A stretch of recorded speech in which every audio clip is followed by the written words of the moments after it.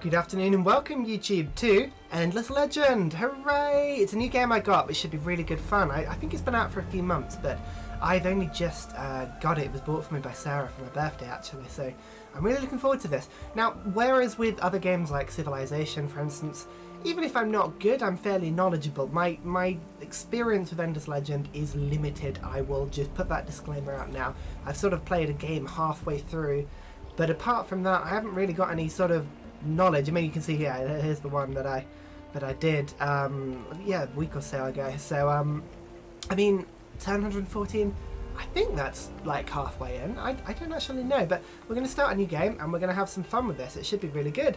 Now when it comes to people, I'm just going to go for 5. That seems like in the middle, doesn't it?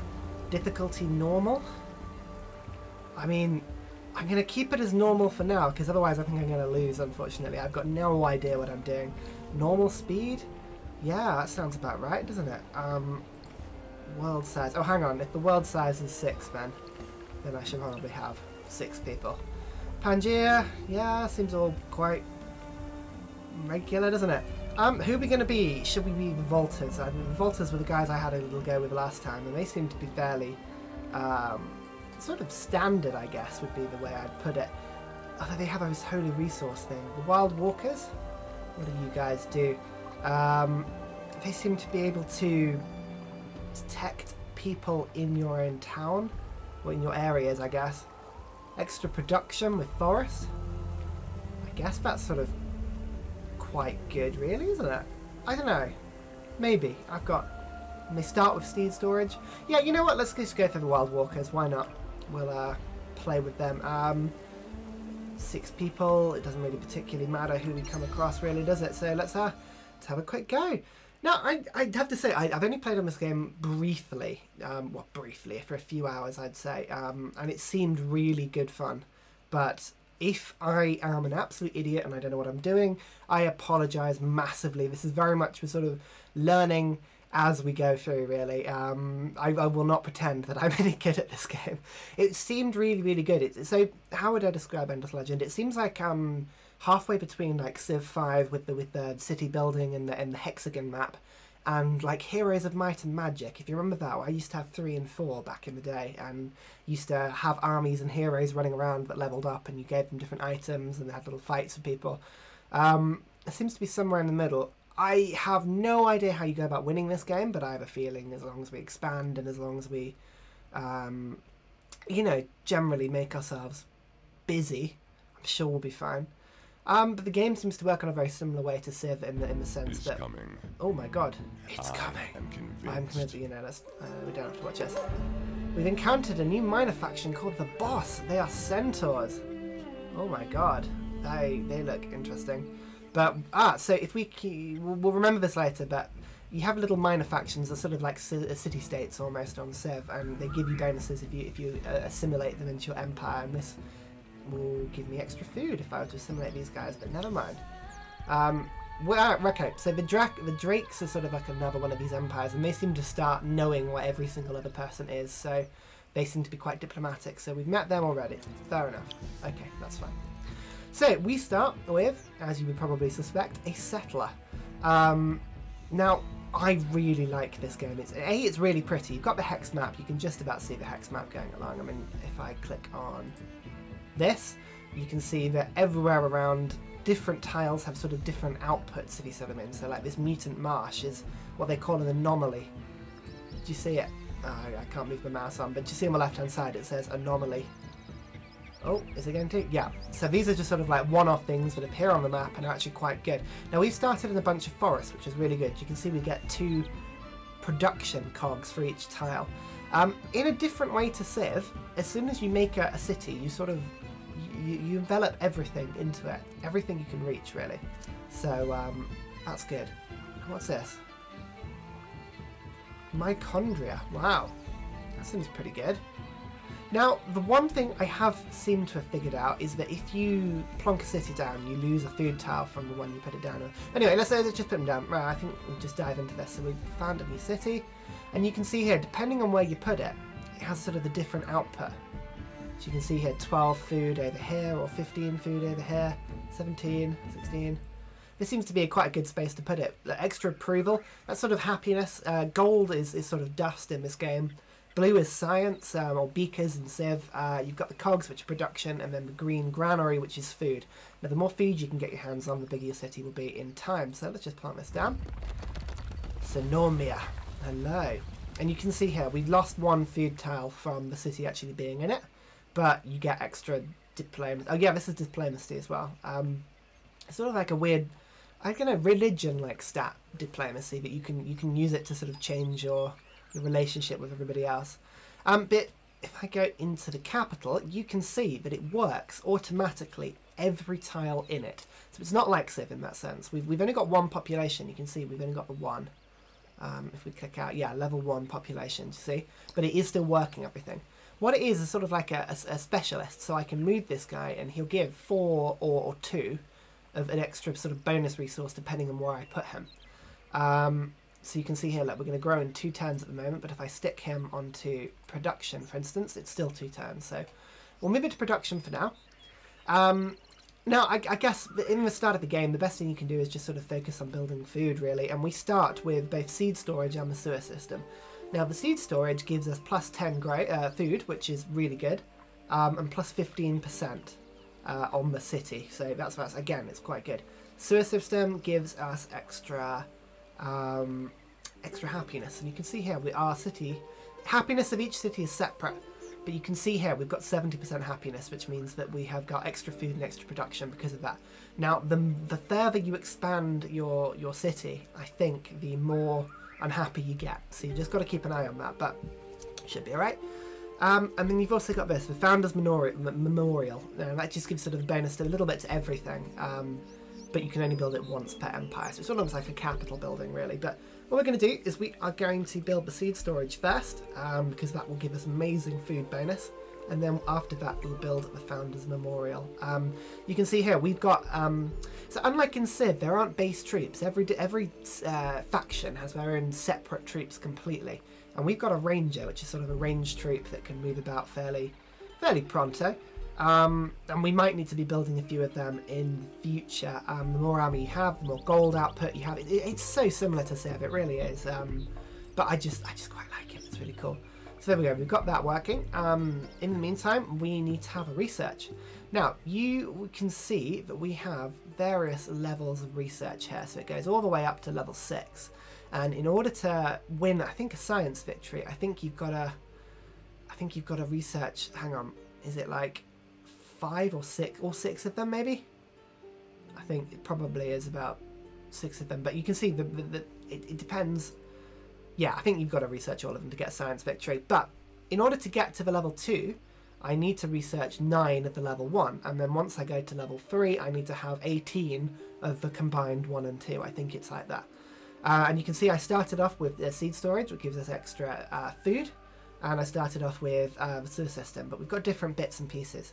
You can see the top ones are sort of generally military, left is economy and population, you've got empire expansion to the below, and science and industry to the right. Now, science and industry is one of these things you don't want to neglect. We've got 13 science per turn, and you can see here that 28 to research something. So we're pretty good at researching at the moment. But this is pretty good. Public library, that's another 10 in the city. So we'll go for that first of all. And we'll have a look after that. We've also got, right, so we've got a hero. Now the heroes actually count as warriors themselves, but they sort of run around with your troops, and we've got 2 little base troops, so we'll kind of move them around a little bit. Now these golden things are sort of ancient ruins, and we almost want to go. It's so like Civ. You want to go to an ancient ruin. We'll go and we'll search it quickly. You can see here, a search of a location is worth the effort. 30 dust bonus. Fantastic. Good. This is the city state here. The village is hostile and can represent a threat, so we're going to go over here, like so. And you can see here the map expands as we view it, and then we'll right click on them. No, we can't do that. So one of the sciences we need to do after this is this one here, language square.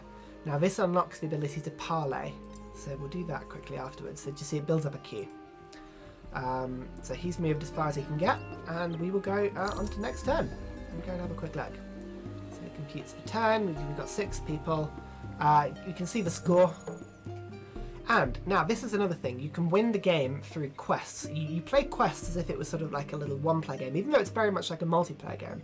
You have these little quests, and it very much depends on your faction, I guess, as to what you've got to do. But if you reach the end of your quest line, you win. So I guess you can just sort of quest about and explore the map and win like that as well. It just, I imagine it'll be very difficult to sort of go, you know, over a certain time.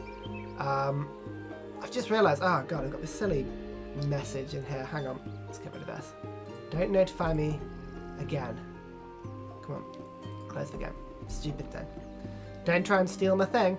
Here we go, explore the map and search for ruins. So that's what we've got to do. We've just searched for a ruin typically, but we've now got to search for more of them. So we can see there's another one over here, so I have to do a bit of exploration. Okay, here we go, Mr. Hero. So we may as well go towards this ruin then. But you can see here, there are different heights on the map, so we can only go... We can't just walk up the cliff, unfortunately. We can only... Yeah, we'll have to get to there for now. That'll do. So we end the turn. You can see here, we're building the food granary. We've got a second population person in here. Go and have a look. And again, he's been put into production for now. Which is pretty good. I mean, I'm tempted to move him across to food, just to help grow the city for now. Yeah, that'll do for now. Wonderful. Let's have a quick look. We'll keep heading over in this direction. Search. And have a look at the rune. It's worth the effort. Dye. Now, dye is like a luxury resource, and you can use these luxury resources to make yourself happier, and also to give yourself little boosts as well, which are quite cool. Oh, look at that. A wizard stone, again, in the anomaly. That gives you lots and lots of science if you have that in your empire. Right, we've gone over in that direction, so up here we go. To the top. You can see here, we'll sort of just explore more and more of the map as we go along. Now, there we go. We've completed the research public library, so we're now going to go into the language square. Actually, you know what? We don't need you to go too far away from it. We need you to go back to this little city-state for now. Fantastic. Alright, 1 under 10. Now, the cool thing I like about this game is that you can see sort of around the edge here. Yeah, thank you. Oh, hello. If you see sort of around here, we have the sort of perimeter of the territory. Now, if we zoom out with the map, keep zooming out, it turns into this really cool map. And you can see we own all of this territory because we have a city in it. Now, you can only make 1 city in each territory, so I'm going to have to do a little bit of exploring if I want to build a second city. But you can expand that way. But this territory is mine. Right, here we go. So, language square. We're 2 turns away from a language square. So for now, just sort of wait here. You'll see why I'm doing this in a second. Right, here we go. Move over to here. Anything in this direction? Ah, yeah, some ruins. That's worth it. Okay, cool. Again, we will just sort of progress in that direction. Here we go. Language square has done. We've built the granary, which is giving us amazing food production. Now we've got an extra population going into food, which is good. Yeah, so to be honest, we're doing all right. Now we want to build a public library after the Founders Memorial just to keep our science nice and high. Now, these boroughs, essentially what happens is that you can build a borough depending on how much population you've got. And you plonk it on one of the tiles around the periphery, and then it sort of becomes part of your empire a little bit more. Now you lose a food again on the tile that you put it down on, but what it does do is it expands the territory around your city, and it expands you know, how much territory your city can actually generate, which is fairly cool. The only problem is it makes you unhappy. It gives you more diplomacy, I think, stuff like that. So they're worth doing, to be honest. 8 turns it would take to build that. Quite a lengthy one. We'll build the sewer system first. Go from there. Do we want all 3 people on food to get that early growth? No, to be honest, if I take them all off, it's 4. So we'll get all these buildings built for now. Here we go. Right, we'll go to these ruins. Have a little nosy. Search them. 30 dust. Again, the sort of gold. Seems to be getting nothing but it at the moment, which isn't a bad thing, to be honest.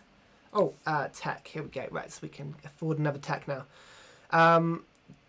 Geomic Labs. Now this improves +2 science for terrain with science. And you can see here we've got 3 tiles that have science on them. So it would give us 6 extra science, which is fairly good.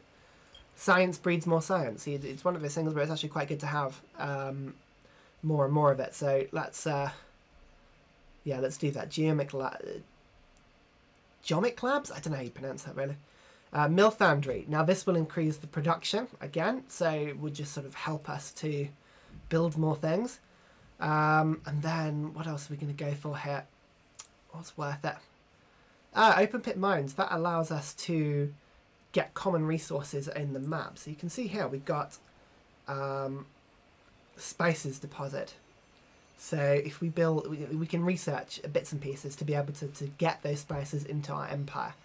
And over here, what's over here? Titanium, for instance. So we need that. So we could afford to do that actually. That's not a bad move. So we'll go and get where is it? Here we go. Open pit mines. Rivers. We're not on a river. And Empire Mint. Here we go. Plus extra gold per turn. So all these little bits. It's worth having a lot of production at the start of the game just to build all of these buildings. Here we go. Founders Memorial is done. That's just a little bit of bonus on everything, really. Awesome. There we go.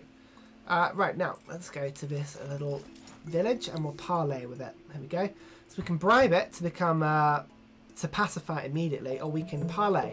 Now this gives us experience and it gives us another quest and it'll tell us what we need to do. Yeah, here we go. Right, so they have brothers and presence in a nearby region, but they only have vague clues on the whereabouts. We've got to go and find their friends. But it's worth doing. It's definitely worth doing. Has it told us roughly where? I'm not entirely sure it has. Hang on. Called Sullet. I want to track this one. Where is Sullet? Can you see? I don't know. It's not clear, is it? I'm sure we'll find it sort of soon. Here we go. Well, we've got to keep finding ruins anyway, so that's the first order of business. So we'll bring our guy down in this direction. We'll go and explore neighbouring lands and see what we can do. Here we go. So, again, down here you come. You can queue movement, but I just don't know. I don't know. It never seems to be worth it. There we go. So if we, these guys are sort of giant and powerful ogres, and they will help us to build everything. And you can see here that would give us extra production on buildings if we had those in our empire over here. So yeah, let's go and parlay with them afterwards. As I said, we can queue the movement, but I don't know. I don't particularly like doing that. It feels like it never really works properly. Here we go. Let's go and see what these guys have got to do. Parlay. Colonize the region of Davenor. They're surprisingly dismissive of my power. Even if they are pathetic. Davenor. I assume that's over in this area here. Fair enough. Well, thank you very much for watching. So next episode we'll kind of expand around explore around our little sort of area. We'll see where we can get to. And yeah, we'll think about building us another settler so we can go and expand into this new territory. But until then, thank you very much for watching, and I'll see you next time. Bye!